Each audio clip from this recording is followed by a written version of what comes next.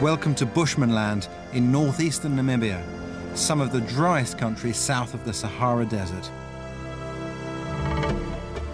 Pure heat and dust, this is an incredibly challenging environment. The people here rely on a good wet season to see them through the 3 months of dry. But recently, there's been little rain. The land is in drought. Well, it's the end of the dry season now, and the temperatures, well, they're touching 50 degrees. But out of sheer necessity, there is one people that have learned to make this their home, the Bushmen.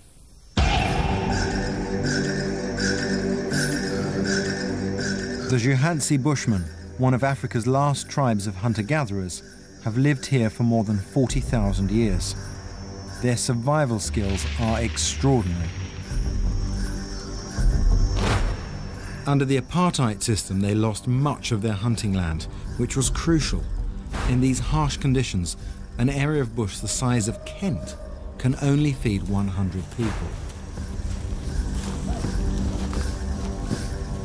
Yet generations of Juhansi have survived in this hot, dry landscape, where edible plants and animals are scarce for most of the year.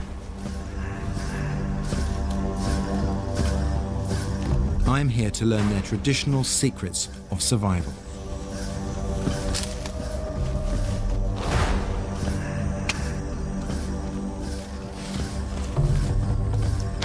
The Juhansi have had a turbulent history. During apartheid in the 1960s, the government created a town called Sumkwe in the middle of the Juhansi land and encouraged the Bushmen to move in. They were offered a school, a store, modern medicine and welfare payments. By the 1970s, most of the Juhansi lived here, with permanent houses, and for the first time ever, fresh running tap water. But despite this convenience, there was trouble. The Bushmen, bored and frustrated, were turning to alcohol, and Sumkwe became a dangerous and depressed town. In the move to a modern world, they had lost their culture and their roots.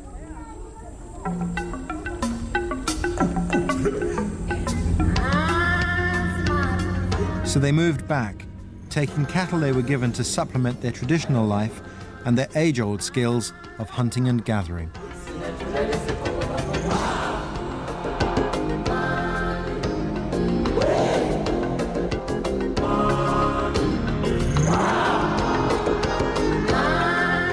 I drove 400 kilometers into the wilderness to meet the Juhansi people and discover their skills for myself.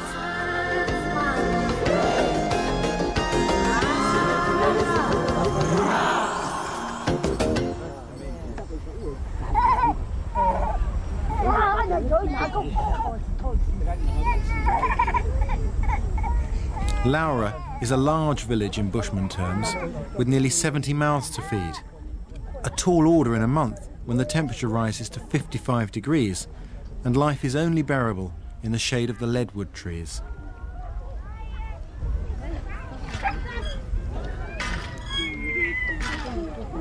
The government provides some food to supplement their farming, and there is a borehole for water. But to feed the village, they must still hunt and gather from the bush, an exhausting and dangerous business. Generations of hunting knowledge have been condensed into one single survival kit that each of the men carries. It contains all of his essential tools.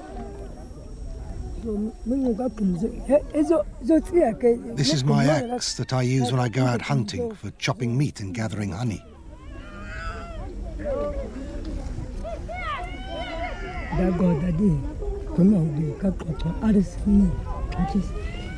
These are fire sticks for the hand drill. They're made of marula wood.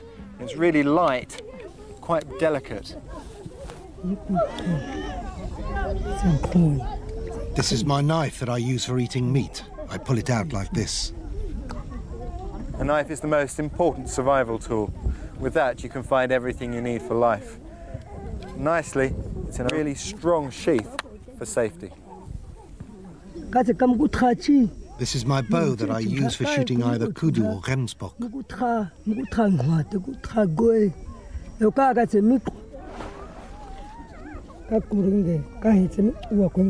That's the quiver where I keep my arrows in for hunting. You've seen my bow. Well, you can see this quiver is really hard and it's capped. And the reason for that is in here. You have to be very careful here. These are the famous Bushman arrows. And each one is covered in a poison most deadly.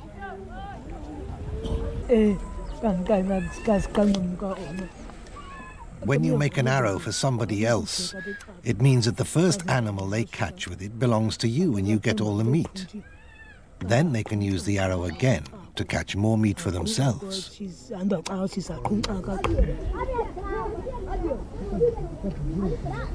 To transform this small, slender arrow into a deadly weapon, an extraordinary natural poison is needed. The tribesmen have to make an exhausting journey deep into the wilderness to harvest the poison. They're looking for this bush, Comiflora africana. To untrained eyes, it has no distinguishing features, but the hunters know that hidden below it lies a deadly secret.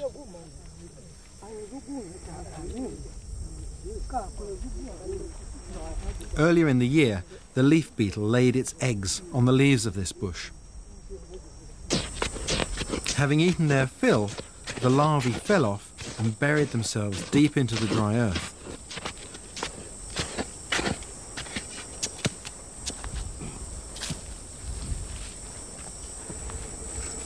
The hunters must find these small, hard-shelled pupae before they grow into beetles.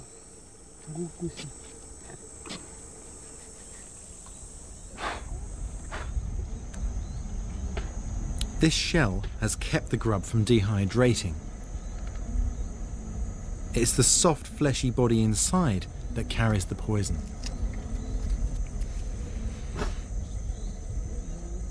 So lethal is this grub that once applied, the arrowhead needs only to pierce the skin for death to be a certainty.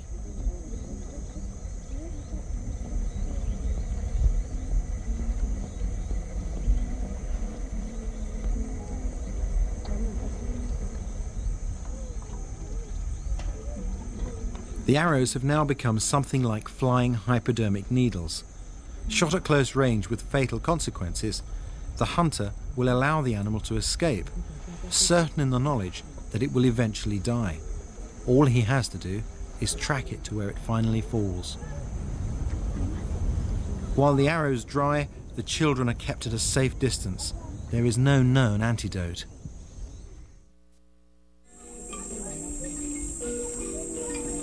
Music brings welcome relief in this difficult land. Singing especially seems to lift their spirits. Which is just as well. The drought has made hunting so difficult, there's been no meat in the village for months.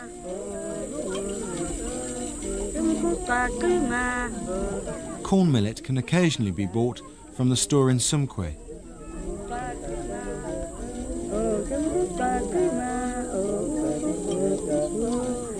But with money in very short supply, the women must still rely on their traditional gathering skills. And besides, bush food is tastier.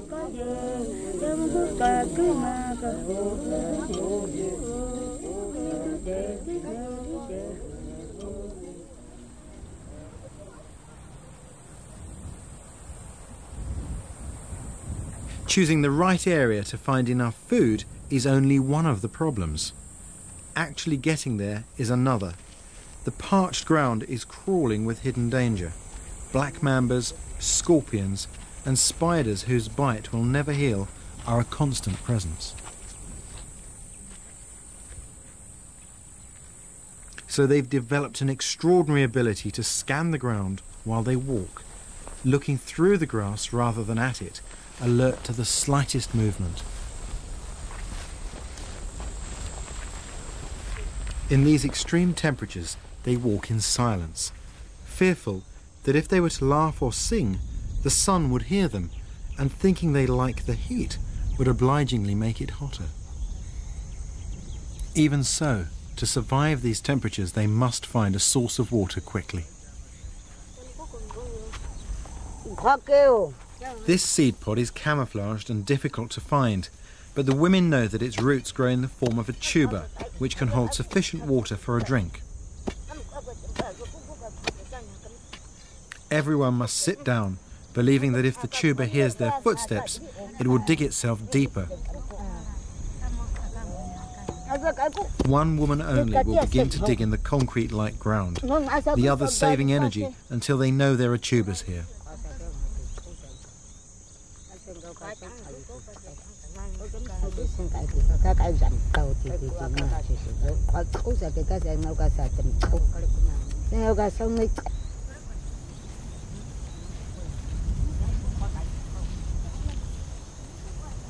Hidden in this grass are the fallen seeds of the marula tree. They're similar to walnuts, but the heat has dried the kernel, so although there are plenty about, they're not very nutritious.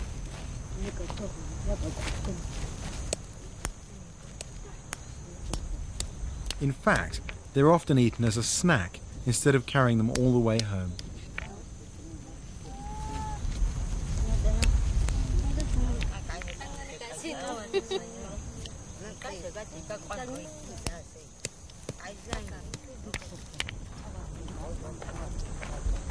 In October, it's the towering baobab tree that offers an abundance of tasty, nutritious fruit. It isn't difficult to find either. Known as the upside-down tree because the branches resemble roots, it can be seen dominating the landscape throughout Bushman land. Everything from birds to elephants feast on these fruit, so the women must gather all they can.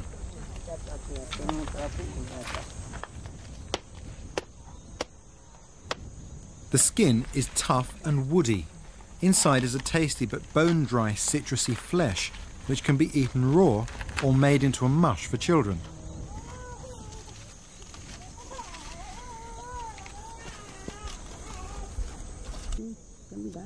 The people of Laura have access to a modern health clinic some 40 kilometres away. But if you have general problems with your eyes and a bit of neck ache like this woman, it's quicker to use the services of the village doctor. The traditional approach to most ailments is to grind up the charcoal of a local tree root and introduce it directly into the bloodstream.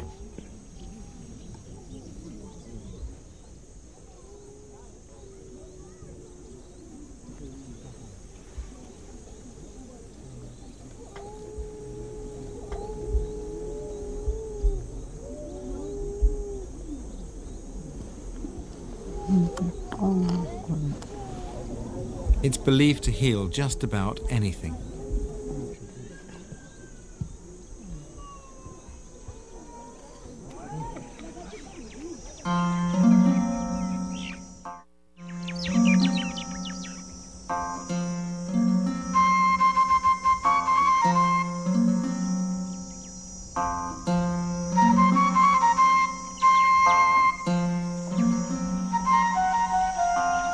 For the hunter, the day starts early.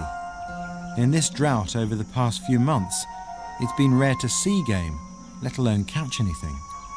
So the more time you give yourself, the better.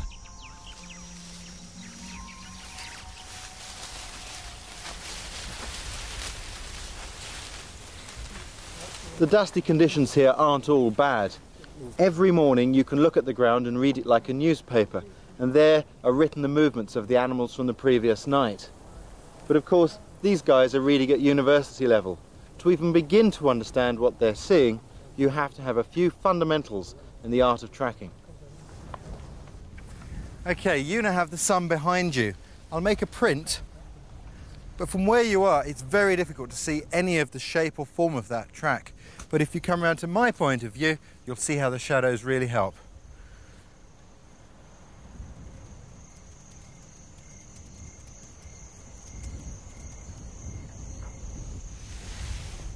Here's something from the book of tracking that's well worth knowing. Tracks that are overall round in shape, with 4 toes, no claws, and a rear pad that has 3 distinct lobes are members of the cat family. And that is one big pussycat. That large rear lobe shows that it's a lion. And of course, knowing that they're a lion about helps to keep the bushman off the lion's menu.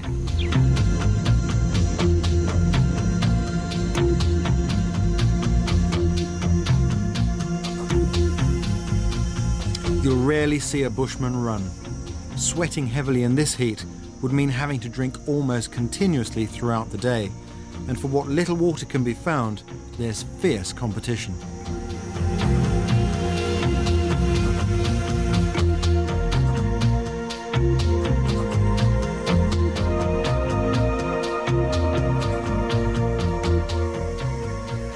One of the problems with finding water in a land as arid as this is that you've got to compete with all the other animals.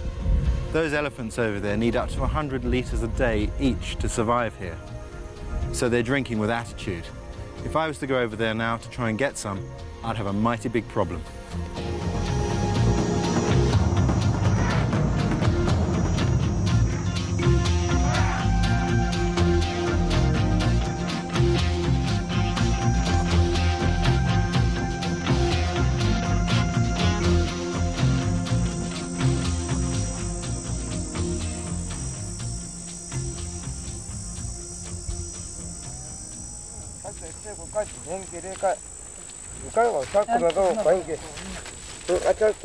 Getting enough water on a hunt is a matter of life or death, as heat exhaustion can be fast and fatal.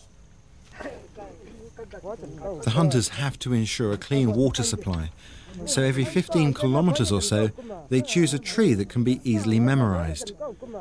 Underneath, they half-bury a container, traditionally a hollowed-out ostrich egg, which they have filled with water.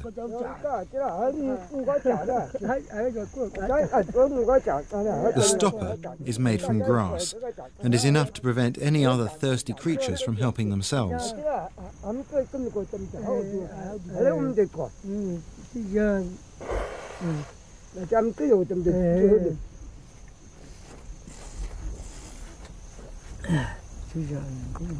These water breaks are a chance to get out of the burning sun and into the shade.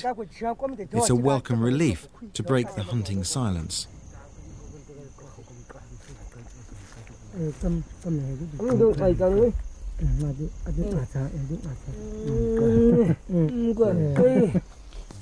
Goodness me, is there any left?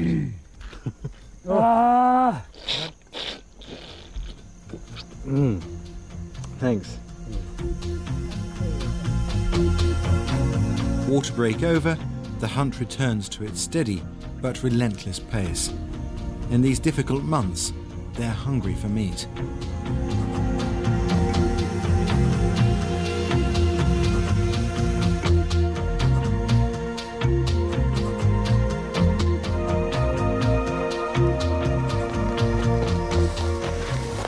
The hunters have spotted a kudu in the bushes just through there.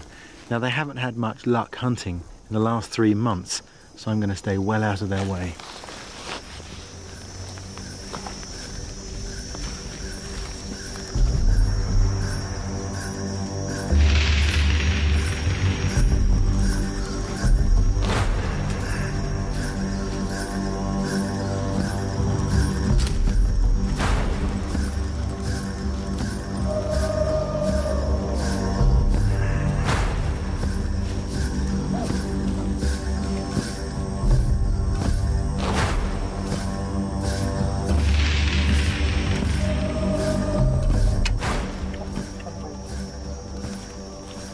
The guys have got an arrow into the kudu, and now they've got to follow it until the poison does its work and the animal dies. But that's not as easy as you may think. Here, there are easy tracks. 1, 2, 3, and then they seem to disappear. It's these fine disturbances, pieces of grass pushed down, bits of sand turned over. That's where the art of tracking lies. The secret is being able to follow those. And that could take anything from a few hours to 4 days, depending on the size of the beast. But the hunters must find it before they lose it to other opportunist predators, such as lions or jackals.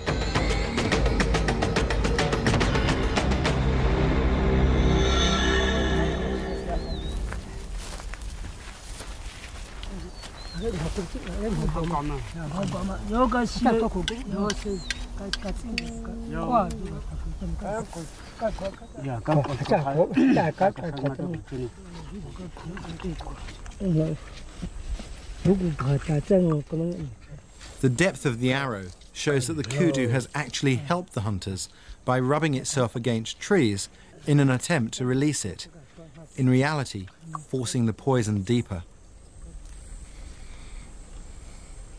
To get the meat away from other hungry carnivores, the Juhansi are masters at quickly butchering the animal into pieces that are easily carried home. They'll not risk travelling through the bush at night, so they've time to hang the meat to dry, making it appreciably lighter.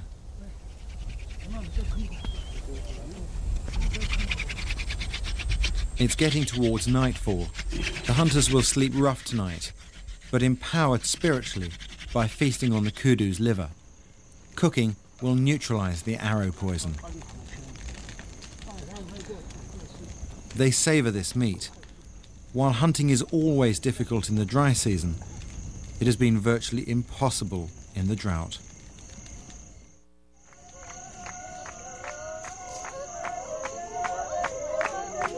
In the village, they're well used to hunters returning empty-handed.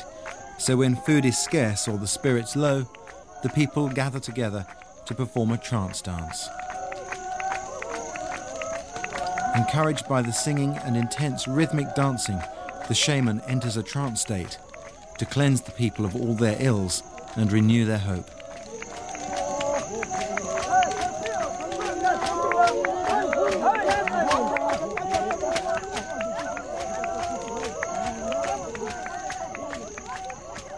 But despite their best efforts, the Bushman's way of life is under threat. The drought has been a problem, but now the land is at risk from neighbouring tribes, tourists and diamond prospectors, all trying to move in.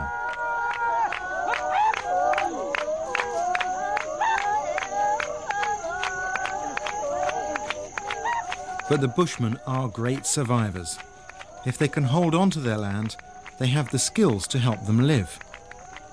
Their culture could survive.